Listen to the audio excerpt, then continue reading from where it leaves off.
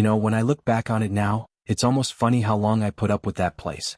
3 years of my life, every single day tied to a desk in a company that treated me like a disposable cog. The company wasn't huge, just a mid-sized software firm tucked away in a dull office park that smelled faintly of burnt coffee and cheap carpet cleaner. But it was mine, or at least it felt like mine, because I had built the backbone of their entire business with my own hands. I was hired fresh out of college when I still believed in loyalty and hard work. The pitch was simple: we're a growing company and we need someone to build our customer database system from the ground up. You'll have full control, freedom to design it your way, and room to grow as the company grows. And they weren't lying, at least about the control. For 3 years, I lived and breathed that system. Late nights writing code no one else understood. Weekends spent patching bugs because Kevin, my boss, would text me at 2 a.m. saying, "If this isn't fixed before Monday, you can clear your desk." Kevin was the kind of boss that made you question humanity. Imagine a man who wore cheap suits that reeked of cologne, thought shouting equaled leadership, and believed fear was the best motivator. That was Kevin. He strutted around the office like some kind of emperor, barking orders, belittling people in front of others, and laughing at his own jokes that weren't remotely funny. I remember one day in particular, about a year in. I'd been working on optimizing a query that was causing the system to lag during peak hours. It was complicated stuff, balancing memory usage, query performance, and server load. After 2 days of tweaking, I finally got it working. I was proud of myself. Kevin comes over, slams a Red Bull on my desk, and says, "You done yet? You've been dragging your feet. My nephew could have done this faster." I looked at him exhausted and said, "It's fixed. The system's running twice as fast now. Clients won't notice any lag." He doesn't even glance at the code. He just smirks and says, "Well, good. Maybe you're not completely useless after all." Then he walked away, leaving me staring at my monitor, fists clenched, trying not to explode. That was Kevin in a nutshell. Take credit when things went right, blame others when things went wrong. But the real kicker? His nephew Brett. Brett was a walking stereotype of nepotism. Early 20s, bleach blonde hair that looked like it hadn't been washed in days, always wearing sunglasses indoors like he was some kind of rock star. He'd roll into the office at 10:30 a.m., still smelling of last night's beer, slump into his chair, and immediately pull out his phone to play games. And this was the guy Kevin decided to promote over me. The day it happened, I remember sitting in the break room sipping stale coffee, when Kevin walked in with Brett trailing behind him like a lost puppy. Kevin clapped his hands together and said, "Everyone, big news. Brett is stepping up to take on a supervisory role. He'll be overseeing the dev team moving forward." I almost choked on my coffee. I looked around, expecting anyone, to say something. But everyone just kept quiet, eyes glued to their cups, keyboards, or the floor. Nobody dared challenge Kevin. I raised my hand slowly and said, Kevin? With all due respect, Brett doesn't know how to code. How exactly is he going to supervise us?" Kevin's face turned red instantly. "You need to learn to be a team player. Brett's got leadership potential. He doesn't need to know every little line of code. You do that part. He'll handle the big picture." I looked at Brett. He was literally scrolling through Instagram while Kevin was talking. Leadership potential, huh? From that day forward, my life became a nightmare. Brett would waltz into meetings, present my work as his own, and then smirk at me across the table like he just pulled off the heist of the century. I'd spend nights fixing bugs and patching updates, only for Brett to stand in front of clients and say, "Yeah, I stayed up late making sure everything was perfect." It was insulting, humiliating, and soul-crushing.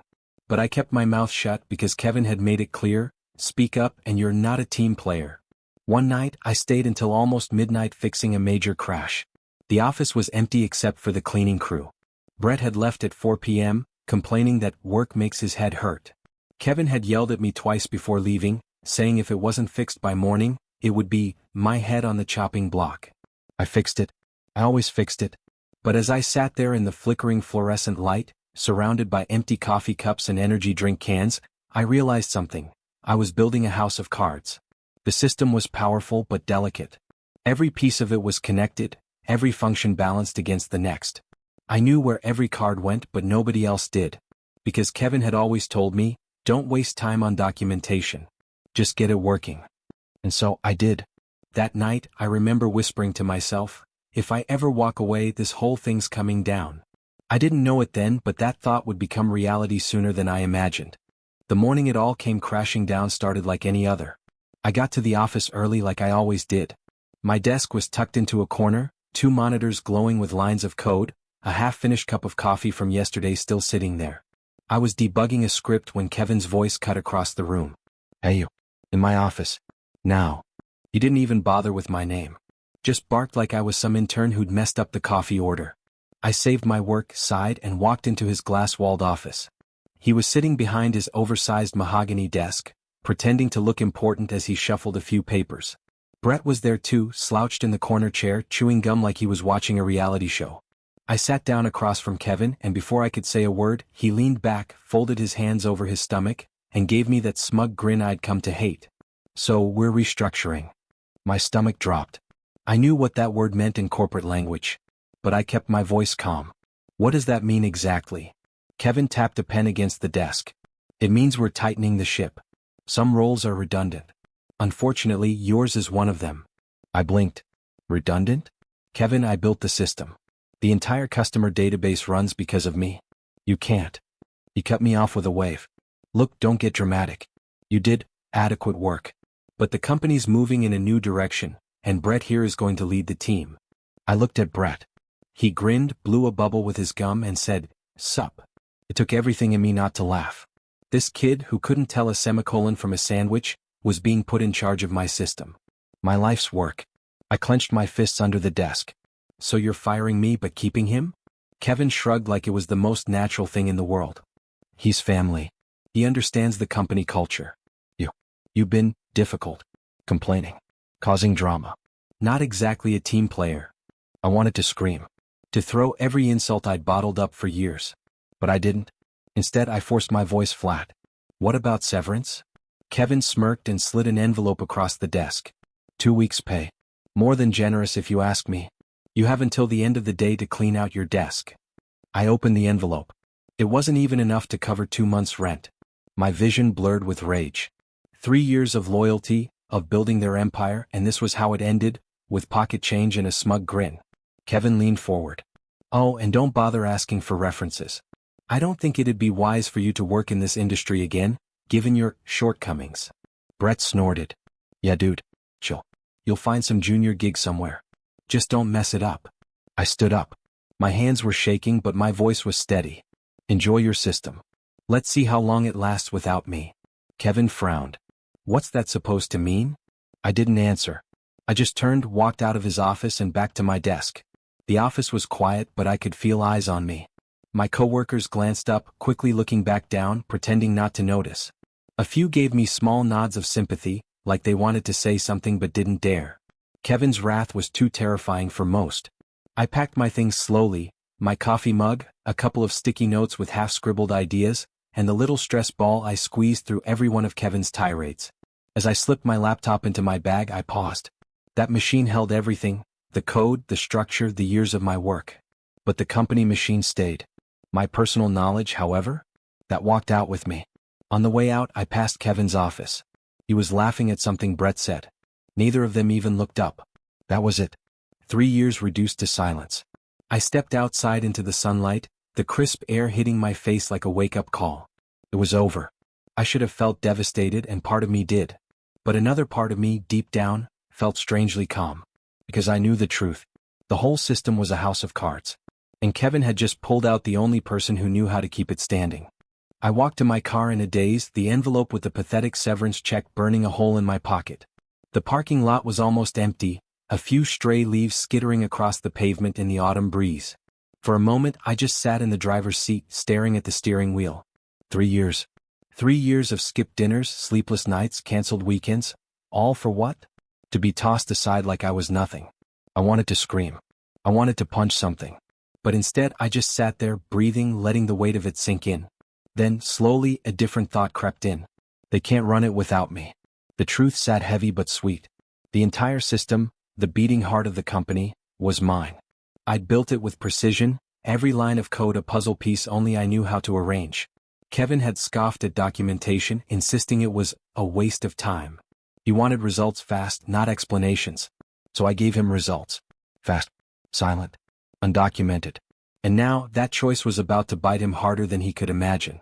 I pulled out of the lot, the building shrinking in my rearview mirror. A strange calm settled over me, almost like freedom. For the first time in years, I wasn't tethered to Kevin's phone calls, his tantrums, his unreasonable demands. As I drove, I thought about the little things. No more staying until midnight while Brett played Candy Crush. No more listening to Kevin humiliate me in front of clients. No more being invisible while someone else took credit. That night I slept like a rock. No alarms, no dread curling in my stomach. Just silence. But the silence didn't last long. 3 days later, my phone started buzzing at 6:30 in the morning. At first, I ignored it. I figured it was spam. But it kept ringing. Over and over. Finally, I groaned, grabbed my phone, and saw the name. Kevin. I stared at the screen, stunned. After firing me? After telling me I was redundant? Why would he be calling? I let it go to voicemail. Then another call. Then another. My voicemail icon lit up like a Christmas tree. Curiosity got the better of me. I put the phone to my ear and listened. Hey, listen. We've had a little hiccup with the system. Call me back. Delete. Next message. Okay, it's gotten worse. The client portal's down. Nobody can log in. Call me. Now. Delete. Next one. His voice was louder, faster, almost panicked. Look, this is serious. Our biggest client is threatening to pull their account. Brett is trying, but, well, he's in over his head. I need you to come in and fix this. I'll pay you double your old salary. Just call me back. I laughed out loud. Double my old salary. The same man who told me I was redundant was now begging me to come back. But the voicemails didn't stop. 15 messages in total. Each one more frantic than the last. Kevin went from pleading to bargaining to outright anger. This is unprofessional. You're sabotaging us. I could sue you for this. I nearly choked on my coffee. Sue me? For what? Leaving like he told me to. For not working for free? The audacity was almost impressive. By the end of the day, my phone was still buzzing with his name. I turned it off and tossed it aside. Let him sweat. A few days later, I got another call, but this time it wasn't from Kevin. It was from Jake. Jake was one of the business partners. Unlike Kevin, he'd always been professional, even respectful. We hadn't interacted much, but he struck me as someone who actually cared about the company. I answered, curious. Hey, this is Jake. Listen, I just found out what happened and I need to ask, why did you leave? I told him, plain and simple. Kevin fired me. Restructuring, Brett promoted, 2-week severance. There was a long silence on the other end. Then Jake swore under his breath. Kevin never told us. He just said you quit. No wonder everything's collapsing. I leaned back in my chair, smirking. Yeah, well, he made his choice. Jake sighed. Look, I won't waste your time. We need you. I'll offer you a consulting contract. Triple your old hourly rate. Just come in and fix the system before we lose more clients. Triple. My heart raced, but I kept my voice calm. I'll think about it. And that's when the real fun began. After Jake's call, I set the phone down and just sat there, grinning like a villain in one of those late-night dramas. Triple my old hourly rate. Suddenly, my redundant work wasn't looking so redundant anymore. But I didn't say yes. Not yet. Because here's the thing. I'd heard through the grapevine, an old coworker who still texted me from time to time, that Kevin had been telling people I was incompetent. That firing me was the best decision he'd ever made. He'd been strutting around the office like some conquering hero, bragging that finally the dead weight was gone.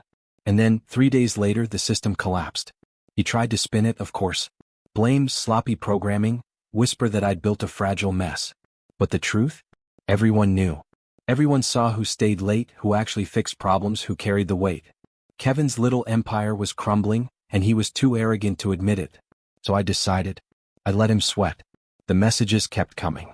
Kevin's tone swung like a pendulum, pleading one moment, threatening the next. Please, I'll give you your own office. You're ruining this company. I swear if you don't help, you'll regret this. By the 4th day, I heard from my friend again. Apparently Brett was having panic attacks in meetings. Clients were demanding answers, and when Brett tried to explain the system, he just sat there stammering, flipping through printouts like they were in some foreign language. One client reportedly yelled, "Are you kidding me? You don't even know what this button does?" before storming out. Another day, another client gone. Jake called again a week later. His voice was tense, rushed, like he hadn't slept. Look, I'm going to level with you. We've already lost 2 clients. If we don't fix this in the next week, we're looking at a loss in the millions. Millions? I don't care what Kevin says, I need you. Tell me your terms. I leaned back in my chair, savoring the moment. Triple rate, I said calmly. Rush fee if you want me immediately. And I want a written contract that the code I wrote is my intellectual property. Non-negotiable. There was silence. Then Jake said, done. Just, please come in. But I didn't go. Not right away. 2 weeks passed. By now word was spreading. The dev team, the ones who tried to hold things together, were quitting one by one. Nobody wanted to drown in Kevin's mess. Clients were pulling contracts faster than they could beg them back. And Kevin? From what I heard, he was unraveling. Yelling in the office, slamming doors, pacing like a caged animal. He couldn't admit the truth, that the guy he'd treated like trash was the only reason the company still functioned. I get updates almost daily from my friends still inside. Brett locked himself in the bathroom for an hour today. Said he couldn't breathe. Kevin threw a chair. Security had to calm him down. They're hemorrhaging clients. 3 more gone this week. I'd read those texts, sip my coffee, and smile. For the first time in years, I felt in control. Finally, after 2.5 weeks, I agreed. Jake met me at a cafe across town away from the office. He looked exhausted, dark circles under his eyes, tie loosened, fingers tapping nervously against his coffee cup. You don't know what a relief it is to see you, he said. Well, he's not in a good place. I raised an eyebrow. And Brett? Jake scoffed. Brett's a disaster. He has no idea what he's doing. Half the team left because they couldn't stand taking orders from him.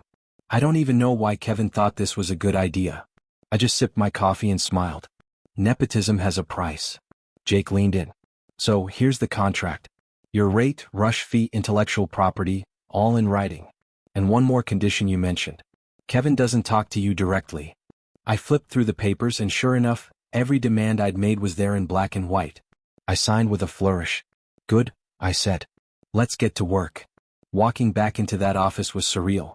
The moment I stepped through the glass doors, I felt eyes on me.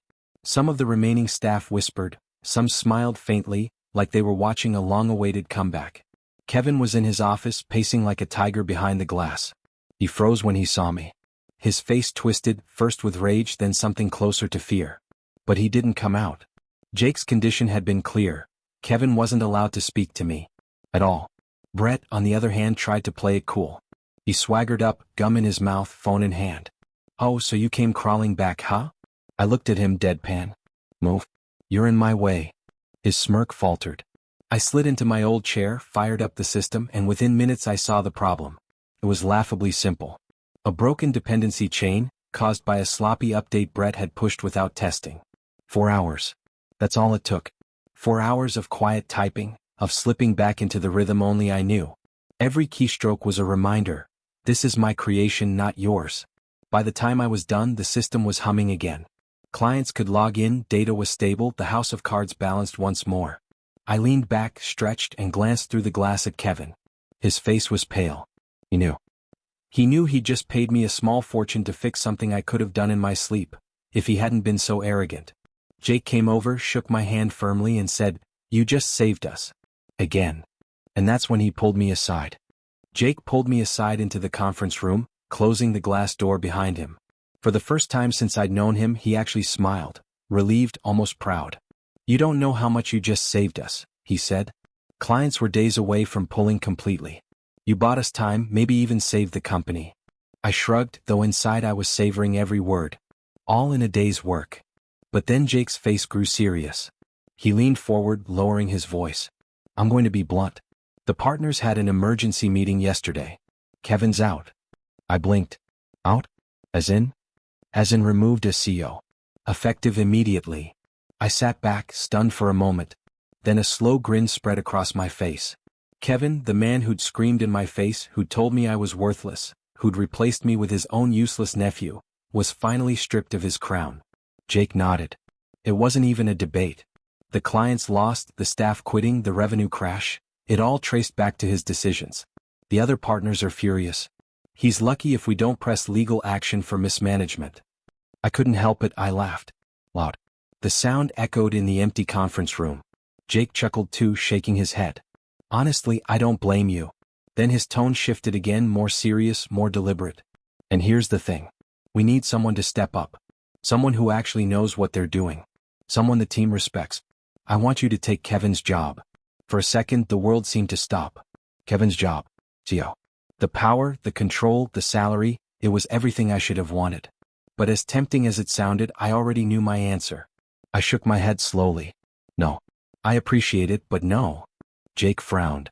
Why not? You've proven yourself more than capable. This company could be yours to shape. I leaned back in my chair, feeling lighter than I had in years. I've already started freelancing. And in just a few weeks I've made more money, and had more peace, than I ever did here. No late-night screaming matches, no politics, no nepotism. Just me, my skills, and clients who actually respect what I bring to the table.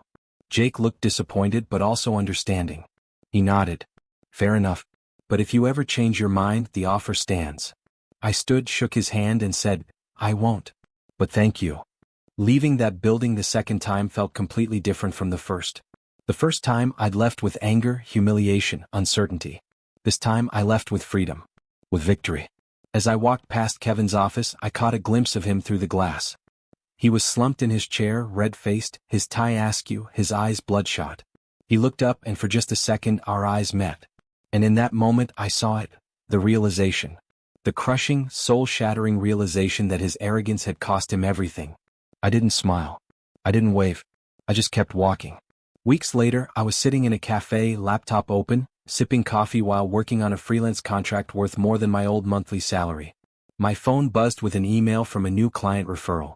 Word of mouth was spreading fast. Turns out, when you're the person who quietly saves companies from the brink of disaster, people want you on their side. I leaned back, enjoying the warm hum of chatter around me, and thought about Kevin and Brett. Where were they now? Kevin, stripped of power, reputation in tatters. Brett, probably back to spending his days gaming on the couch, his brief illusion of authority gone. It didn't matter. They weren't my problem anymore. I was free. And the best part? I hadn't lifted a finger in revenge. I hadn't sabotaged a thing. All I'd done was walk away and let the truth reveal itself. Sometimes karma doesn't need your help. It just needs time. Never underestimate the value of your own work.